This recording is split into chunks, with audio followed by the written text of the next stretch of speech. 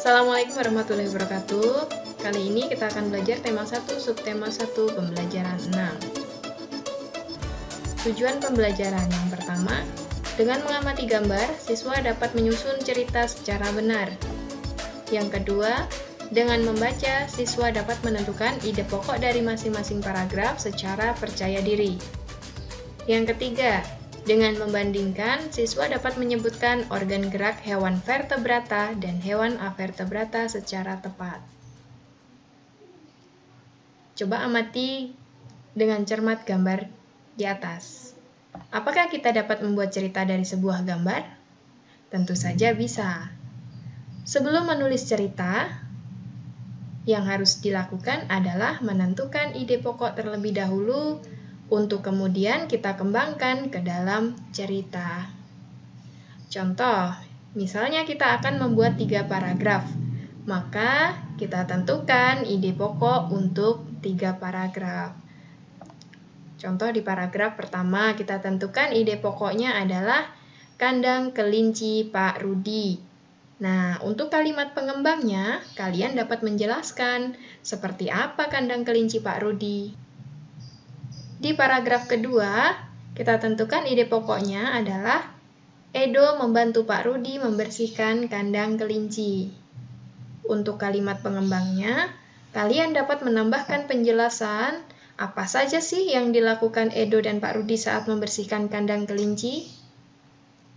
Di paragraf ketiga, kita tentukan ide pokoknya adalah manfaat menjaga kebersihan kandang kelinci. Untuk kalimat pengembangnya, kalian dapat menambahkan kalimat berupa manfaat apa saja yang didapatkan jika kandang kelinci terjaga kebersihannya. Pada pembelajaran sebelumnya, kalian telah mengetahui contoh hewan yang termasuk avertebrata, yakni siput. Berikut contoh lain hewan yang juga avertebrata, yakni kupu-kupu. Kupu-kupu termasuk hewan serangga. Kupu-kupu memiliki organ gerak yang sama dengan serangga lainnya, yaitu sayap. Sayap kupu-kupu sebenarnya transparan, tetapi terlihat berwarna-warni karena perbedaan kecerahan pada setiap lapisan tipisnya. Kupu-kupu mampu terbang sejauh ribuan kilometer. Rangkaian penjelasan tentang kupu-kupu tersebut dapat membentuk sebuah cerita yang terdiri dari 4 paragraf. Sekarang mari kita tentukan ide pokok masing-masing paragraf. Di sini terdapat teks bacaan yang berjudul Gerak Kupu-kupu. Di paragraf pertama, kita tentukan ide pokoknya adalah kupu-kupu adalah hewan yang lucu. Ini terdapat di awal paragraf. Sedangkan untuk kalimat kedua, ketiga, dan keempat merupakan kalimat pengembang. Di paragraf yang kedua, ide pokoknya adalah kupu-kupu termasuk hewan serangga. Ini juga terdapat di awal paragraf. Untuk kalimat yang kedua, ketiga, dan keempat merupakan kalimat pengembang. Di paragraf ketiga, ide pokoknya adalah sayap kupu-kupu yang indah sebenarnya transparan. Ini terletak di awal paragraf. Untuk kalimat selanjutnya, kalimat kedua dan ketiga merupakan kalimat pengembang. Di paragraf yang keempat, ide pokoknya adalah kupu-kupu memiliki kemampuan terbang yang luar biasa. Ide pokok ini juga terletak di awal paragraf. Sedangkan kalimat yang kedua, ketiga, dan keempat merupakan kalimat pengembang.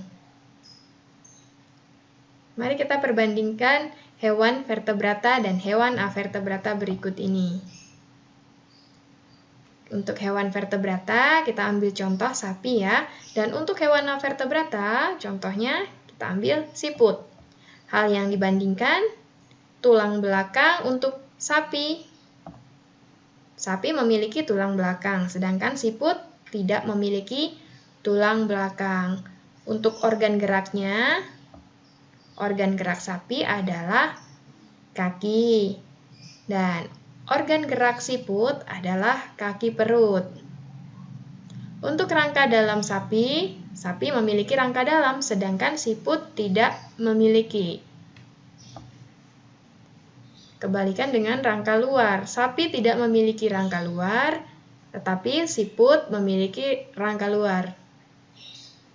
Dan untuk gerakan tubuhnya, gerakan tubuh sapi cepat dan kuat, sedangkan gerakan tubuh siput cenderung lambat. Selamat belajar, terima kasih. Wassalamualaikum warahmatullahi wabarakatuh.